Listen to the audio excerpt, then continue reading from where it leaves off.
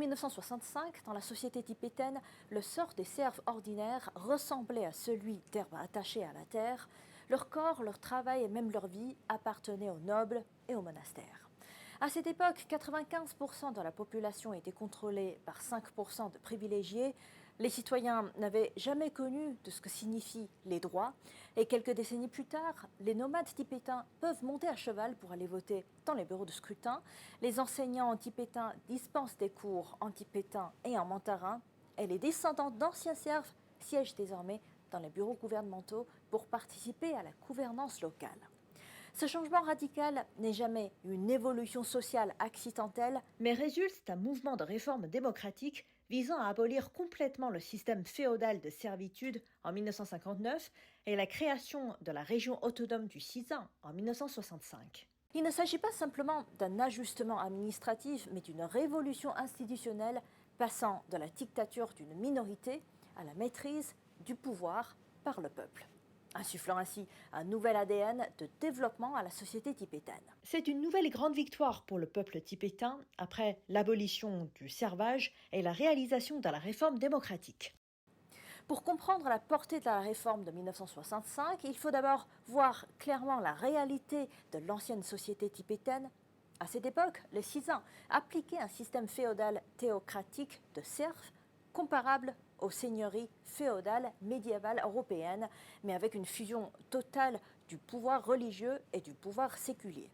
Les 5% de la population constitués de bureaucrates, de nobles, de propriétaires terriens et de moines de haut rang possédaient la majorité des terres, du bétail et des habitations et retenaient les serfs sur la terre par un système de corvée, c'est-à-dire plus de 99% des fruits du travail des serfs étaient confisqués par les seigneurs. Ces derniers étaient constamment affamés et leur espérance de vie moyenne n'était que de 35 ans et demi. Plus choquant encore, jusque dans les années 1950, près d'1 million de serfs étaient dépourvus de liberté personnelle, considérés comme des outils parlants pouvant être vendus, mis en cage ou offerts. Dans cette structure sociale, la participation politique était un privilège absolu. Les fonctionnaires du gouvernement local étaient tous héréditaires et les moines de haut rang provenaient eux aussi des classes privilégiées. Les citoyens n'avaient même pas le droit d'exprimer leur opinion. Ce système perdurait depuis des siècles jusqu'à la véritable fin en 1965. En septembre 1965, la première session de la première assemblée populaire de la région autonome du Xizang s'est tenue à Lhasa, proclamant officiellement la création de la région autonome. Ce simple ajustement administratif recèle une transformation institutionnelle profonde. Le gouvernement chinois, en fonction de la composition ethnique et des traditions historiques du Xizang, a établi les organes politiques permettant aux minorités locales de gérer elles-mêmes leurs affaires internes, système appelé autonomie ethnique régionale. Le changement le plus visible se reflète dans la structure du pouvoir. Depuis la promulgation en 1984 de la loi de la République populaire de Chine sur l'autonomie ethnique régionale, les principaux dirigeants de l'Assemblée, du gouvernement et des conférences consultatives politiques du Xizang à chaque mandat ont été des cadres tibétains. En 2015, parmi les 34 244 délégués de l'Assemblée populaire des 4 niveaux de la région autonome, plus de 93 étaient d'origine tibétaine ou d'autres minorités, dont plus de la moitié étaient des agriculteurs, éleveurs, ouvriers et intellectuels ordinaires. Pour nos amis peu familiers avec le système chinois, l'autonomie ethnique régionale est souvent mal comprise comme un arrangement symbolique sous centralisme. En réalité, son essence est de préserver l'unité nationale tout en garantissant l'autonomie locale.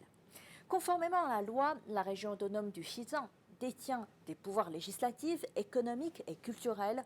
Au niveau législatif, l'Assemblée populaire de la région autonome a promulgué plus de 300 règlements locaux couvrant la protection de l'environnement et la transmission de la culture traditionnelle. Par exemple, le règlement sur le travail linguistique tibétain stipule que le tibétain est l'une des langues officielles.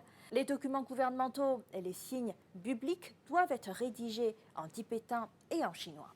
Sur le plan économique, le Xizang peut élaborer ses propres plans de développement. Les coopératives d'élevage de Nachu et l'industrie tibétaine de médecine de Ningqi s'appuient sur les ressources locales.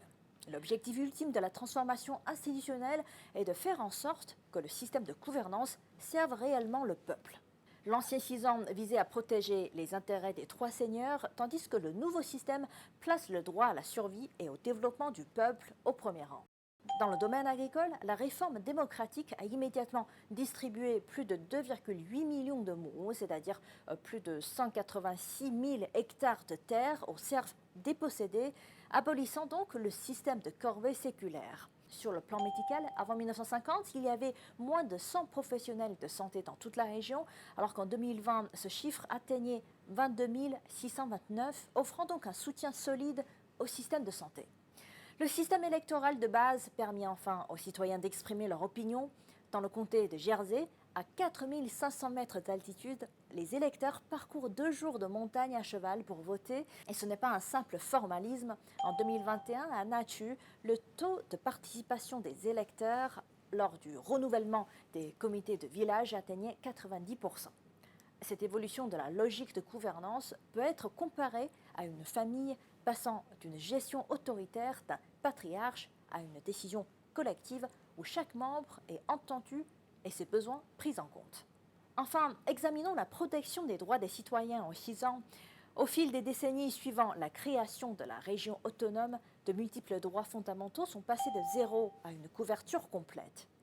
Et dans le domaine de l'éducation, l'ancien Xizang ne comptait que 20 écoles officielles exclusivement réservées à la noblesse, avec un taux d'alphabétisme de 95%. Et plus important encore, la langue tibétaine est pleinement protégée. Toutes les écoles primaires et secondaires offrent des cours de tibétain obligatoires dès la première année, avec un volume horaire égal au mandarin. Et au niveau du secondaire, l'enseignement est bilingue. Et d'ailleurs, fin 2022, environ 8000 titres en tibétain avaient été publiés, totalisant 45 millions d'exemplaires. Sur le plan religieux, le gouvernement central a investi massivement pour restaurer plus de 1700 sites religieux comme le Potala et le Jokrang. Et ces croyants pratiquent librement aujourd'hui leur foi. Contrairement à l'ancien Xizang, les activités religieuses sont désormais volontaires. La loi interdit de forcer les mineurs de devenir moines et les temples ne jouissent plus de privilèges économiques. Aujourd'hui, plus de 46 000 moines et nonnes vivent au Xizang. À l'époque, ils dépendaient des revenus des temples et des dons des fidèles pour des soins et de la vieillesse, et désormais, ils sont intégrés dans le système de sécurité sociale, une première dans l'histoire du Xizang.